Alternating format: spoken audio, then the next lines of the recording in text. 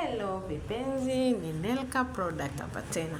Wewe unaitengeneza sabuni ya multi-purpose. Unateseka na soda ashi kubaki chini ya geleni baada ya production yako. Nafikiri utakuwa umenielewa. Kwa yule ambaye anatengeneza sabuni atakuwa anajua anazungumzia nini. Sasa unapotengeneza sabuni hii soda ashi ikabaki kwenye geleni baada ya kwamba umeshamaliza production yako, fanya hichi kitu nafanya hapa.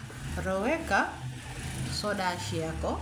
Ukisha iroweka, iache angalau kwa dakika 20 mpaka 30, na kama una haraka hata walau ikae kwa lisaa lizima. Baada ya hapo tengeneza production yako, then hutakuta tena chini ya geleni kuna soda ashi iliyosalia. Nafikiri tutakuwa tumeelewana vizuri. Nawapenda. For more tips, like, share, comment. Jamani, comment zinapozidi kuwa nyingi ndivyo nitakavyozidi kuwafundisha.